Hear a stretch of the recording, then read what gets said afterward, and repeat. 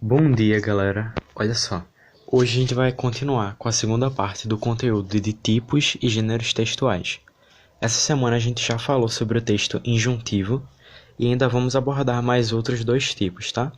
Então, se por acaso algum de vocês ainda não viu ou não deu uma estudada no conteúdo passado, corram lá para dar uma olhada, que é muito importante, tá? Então, chega de papo e vamos lá, que hoje o conteúdo é um pouquinho mais complexo, mas não se preocupem que vocês vão entender bem e no final vai dar tudo certo. Vamos lá? Então, seguinte, hoje a gente vai estudar o texto expositivo, ok?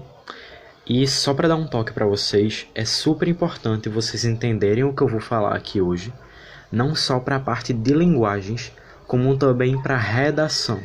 Sim, eu digo isso porque é algo muito comum os alunos confundirem os aspectos do texto expositivo com os do texto dissertativo, que no caso, o texto dissertativo argumentativo é o texto que a gente escreve para a nossa redação e que a gente vai abordar na próxima semana. Então fiquem ligados que em alguns momentos dessa aula eu vou tentar relacionar esse conteúdo com redação, então fiquem ligados que a gente vai começar a estudar ele agora, beleza? Bora lá. Deem uma olhada nessa pergunta aqui do nosso primeiro slide.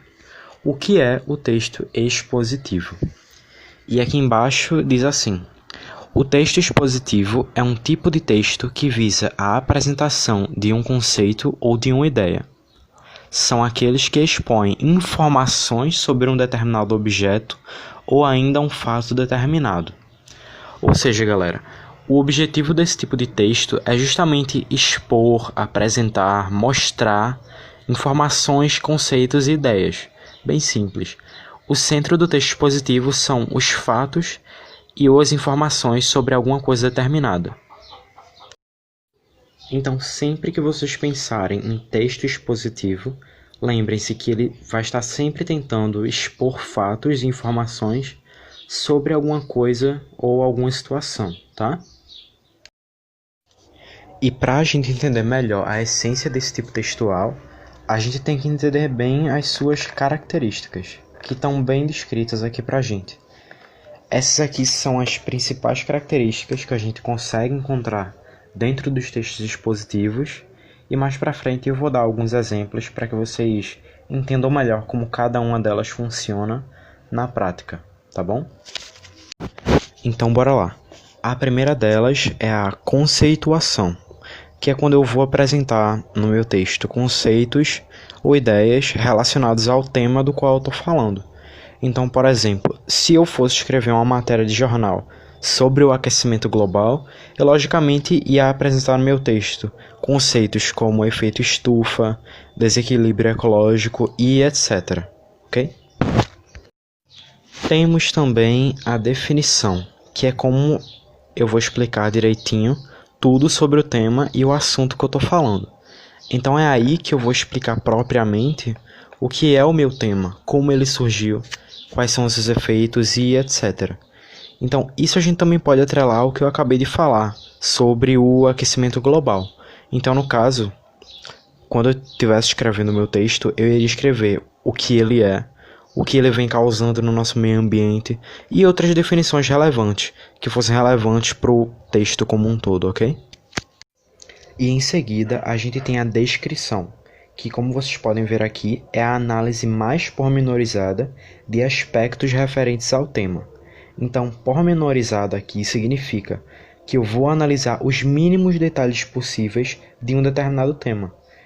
Coisas que possam parecer pequenas e irrelevantes, mas que possam fazer a diferença no entendimento do leitor acerca daquele tema, acerca daquele assunto. Tem também a comparação, que é quando existe uma relação entre dois ou mais conceitos distintos e que podem se complementar. Ou seja, eu vou tentar relacionar um conceito com o outro a fim de complementar o significado dele. Então, por exemplo, a gente encontra muito isso em diversas obras filosóficas, quando um filósofo ele complementa a própria ideia ou faz algum avanço, comparando ela mesma com a de um filósofo que veio antes dele. Então essa comparação é muito relevante para que a gente possa dar mais efeito, dar mais significado à mensagem que eu vou estar expondo naquele meu texto. Tudo bem? Então aqui no outro slide a gente tem mais duas características. A primeira aqui é a informação, que é basicamente todo o conhecimento sobre um tema que eu vou empregar no meu texto.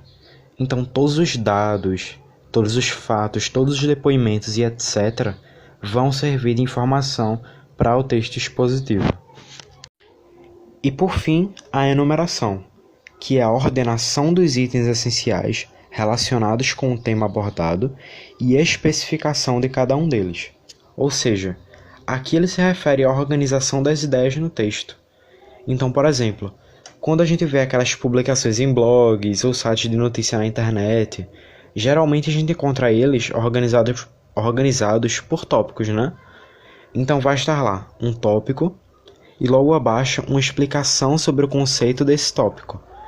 Isso é interessante justamente para ajudar no entendimento do leitor, porque tendo um texto mais organizado, mais numerado, ele vai conseguir encontrar de forma mais clara as informações que vão estar dispostas ali. Então isso facilita bastante o entendimento da gente como leitor, quando a gente está lendo um texto expositivo, ok? Deu para entender? Então agora a gente vai dar uma olhada nos dois tipos de texto expositivo que existem. E já não bastasse ter um monte de tipo textual, e dentro deles ainda tem mais tipos ainda. Mas segura aqui na minha mão que a gente vai passar por essa junto e vai dar tudo certo, tá? Então vem aqui comigo. O primeiro tipo é o texto expositivo argumentativo. Vamos ver o que é que diz aqui. Além de apresentar o tema, o autor foca nos argumentos necessários para explicar suas ideias. Beleza. Embaixo. Assim, ele recorre aos diversos autores de teorias para comparar e conceituar e defender sua opinião. Ou seja, no texto expositivo argumentativo, eu vou apresentar uma ideia, mas de uma forma que eu vou estar tentando sempre defender essa ideia. Então é aí que entra nessa questão que a gente viu aqui de recorrer a autores e teorias. Porque possa ser que determinada teoria tenha relação com uma determinada ideia que eu estou apresentando. E que isso possa me ajudar a defender ela, a comprovar ela na sua totalidade. Mas, Gabriel, e qual é a diferença disso aí para a redação que a gente escreve para o Enem? Gente, muito cuidado nisso.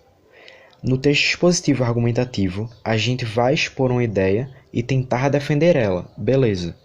Mas no texto dissertativo argumentativo já é um pouco diferente, porque nele a gente não vai necessariamente defender uma ideia, mas sim um ponto de vista. Aí o que vai acontecer é que, ao longo do meu texto, aí sim é que eu vou apresentar ideias, informações, argumentos para defender a minha opinião sobre um determinado tema. Então muito cuidado com isso. Inclusive, caso vocês tenham alguma dúvida, eu creio que Daniel ele possa explicar melhor isso para vocês, por ele ser mais especializado nessa questão de redação, enfim. Mas enfim, vamos continuar aqui. E o outro tipo aqui é o texto expositivo informativo.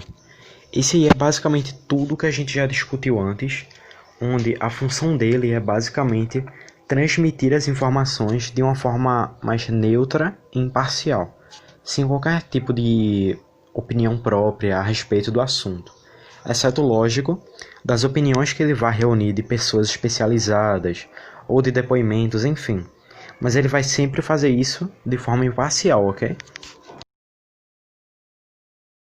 E agora, para finalizar a nossa aula, eu queria falar sobre os gêneros textuais que pertencem ao tipo textual expositivo, ok?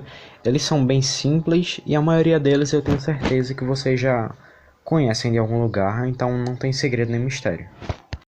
Então vamos lá, o primeiro deles é o seminário.